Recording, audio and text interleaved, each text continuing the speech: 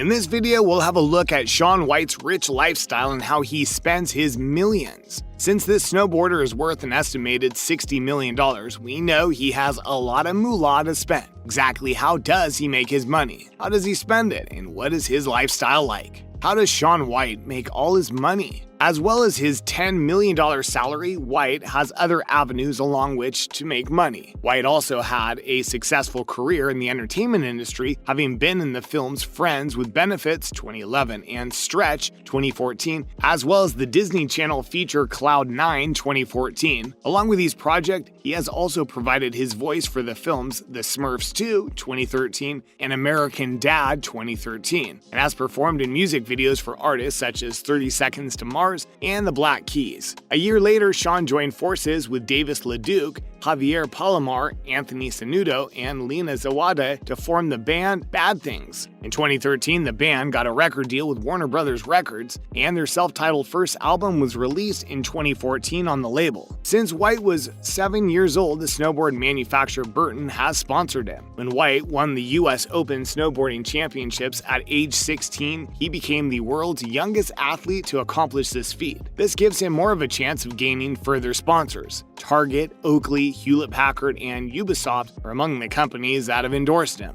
These partnerships enable Shaun to earn an estimated $10 million per year without ever having to put on a snowboarding helmet or boots. Since he was 7 years old, White has been sponsored by a family member or a friend. After 8 years with IMG, White decided to go on and sign with CAA Sports for representation. Burton Snowboards, Birdhouse Skateboards, Park City Mountain Resort, Red Bull, Audio, and American Express are just a few of the other companies that have or had endorsement relationships with the athlete. The video game Shaun Palmer's Pro Snowboarder, as well as the video games Cool Boarders 4, Shaun White Snowboarding, and Shaun White Skateboarding all feature White's own character, who is named Shaun White. Forbes magazine estimates that he earned $9 million through endorsements in 2008, according to an article published in 2009. White also signed a deal with Crave Jerky recently. How does White spend his money? Now that we know how much White is worth and what his salary is, let's look at how he spends his dough.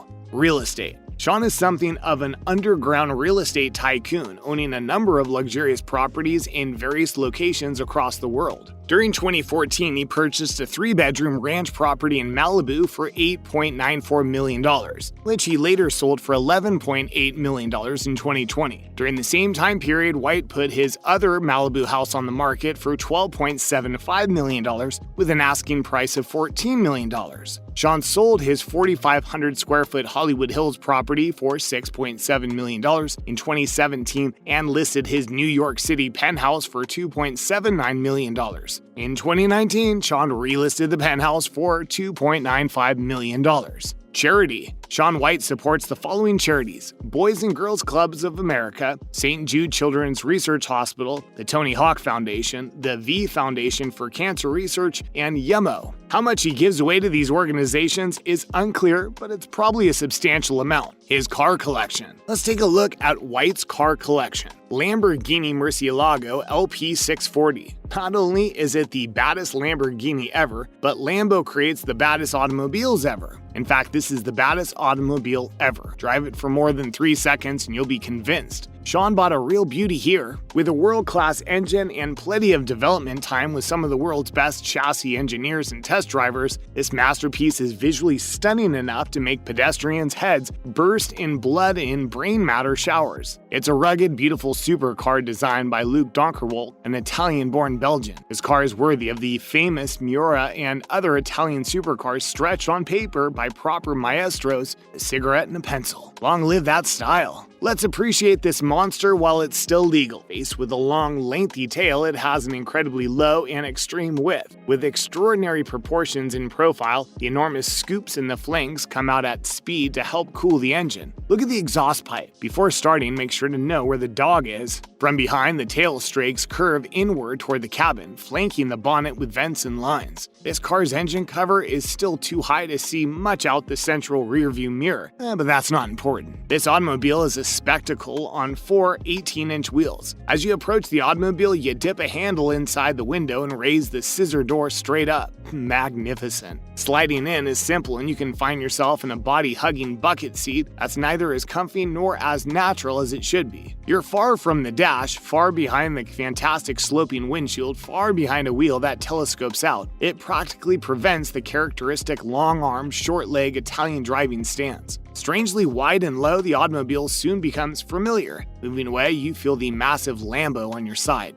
It's not scary. The car set White back at least $500,000. Lexus IS 300. The IS Hybrid, which was built at the award-winning Tahara facility in Japan and overseen by Takumi artisans, not only looks magnificent, but it also delivers an addictive level of performance. A 10.3-inch display, wonderfully stitched leather seats, and laser-etched hardwood inlays can all be seen on the outside. The Lexus IS looks the part of a compact sports sedan thanks to its sculpted design and high-quality interior materials. There are 3 engine options, a turbocharged 4-cylinder, a V6, or a V8, with the latter 2 featuring aggressive F-Sport style and chassis improvements, respectively. Even though it has a conservative exterior, the IS provides a pleasant ride, but those looking for aggressive handling may find it to be too soft. Competitors such as the Audi A4, the BMW 3 Series, and the Genesis G70 provide better driving engagement and more lively powertrains than the Genesis G70. Despite this, the IS is a well-rounded entry luxury package with attractive aesthetics and appealing features that should appeal to buyers looking for a vehicle with a lot of curb appeal. It'll be available with 3 engine options in 2022, a 241 horsepower turbocharged 2.0-liter 4-cylinder in the IS 300, a 311 horsepower V6 in the IS 350, and, for the first time, a 472 horsepower V8 in the IS 500 F-Sport performance variant. We haven't been big fans of the 4-cylinder engine in past IS 300 tests, primarily because its bland nature doesn't seem to mesh well with the car's agile chassis. Ordering the V6 enhances the IS's performance and makes it eligible for the F-Sport package, which includes various performance enhancements such as a limited slip rear differential, staggered 19-inch wheels, and an optional adaptive suspension as standard equipment. A rear-wheel drive IS 350 F-Sport we tested achieved a fast 5.6 seconds from 0 to 60 miles per hour, which is a respectable speed for this swift class. Are you on the lookout for the ultimate IS? The IS 500 with a V8 engine is the one to take into consideration. Despite the fact that we haven't had the opportunity to test one, Lexus claims it's capable of running from 0 to 60 miles per hour in 4.5 seconds.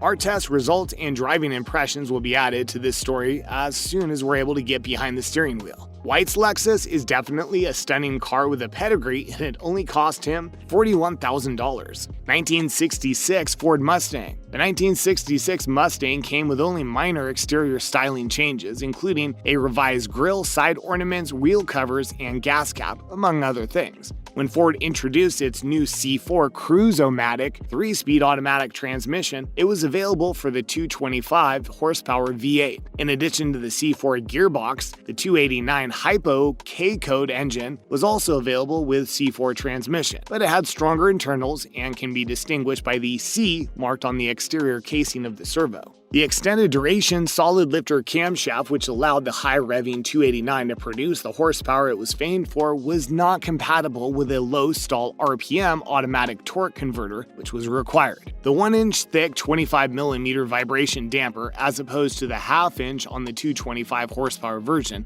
and the absence of a vacuum advance unit on the dual-point distributor were 2 distinguishing characteristics of the Hypo. When the valve covers are removed, you can see a huge letter K stamped between the valve springs, as well as screw-in studs, as opposed to a pressed-in stud on other 289s. For the adjustable rocker arms, which are also visible, additionally a huge variety of new paint and interior color options were available, in addition to an AM 8-track sound system and one of the first AM/FM mono vehicle radios on the market. It also got rid of the Falcon instrument cluster and all of the formerly optional options, such as the circular gauges and padded sun visors, were turned into standard features instead. The Mustang would be the best-selling convertible 1966 with 72,119 units sold, nearly double the amount of units sold by the Impala, which came in second. Shaun White's lucky to own one of these stunning classics. What's your take on Shaun White's lifestyle? Have you seen him compete on skateboards or snowboards? How good is he?